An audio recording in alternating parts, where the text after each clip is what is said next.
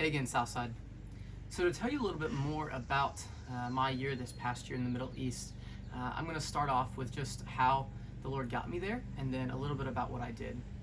So with my time with Cru, I knew that the Lord wanted me to take the gospel to a different place. So as I was considering where I was going, I looked at the world, and overall, the 1040 window in the Middle East is one of the most unreached places.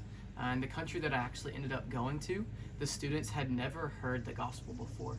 We would talk to students and begin to discuss Jesus, and they'd never heard that he was God. They never heard that he died for their sins, and they'd never heard that they could have a wonderful relationship with God. My team and I, there was 4 of us total, 2 guys and 2 girls, went over in the beginning of August to seek out and locate college students who were seekers or even potentially believers in this country where the gospel was really unheard of. So our job was to go to university campuses and just approach students and begin to talk with them, whether it was talking with them about sports, about their home life. The whole reason we had these conversations was to get to the gospel. And so as we began to talk with students, we realized that none of them had ever heard of the gospel.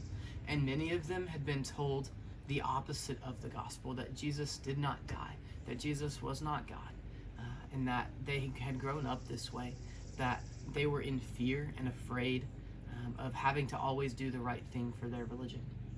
And so as we went out to campus, we got to share the beautiful good news of the gospel with people every day, with students who had never had the opportunity to hear it before.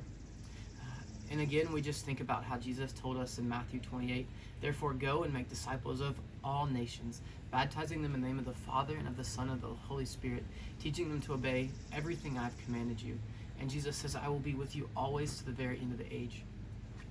The thing about our time there was we actually didn't see anybody come to know Christ, but we got to share the gospel with so many different people that had never heard it before. They had the opportunity to be introduced to Jesus for the very first time. So even as we sit here right now with self-isolation, I'm sitting at my home with my family. We have the opportunity to pray for people, to pray for countries that have never heard the gospel before.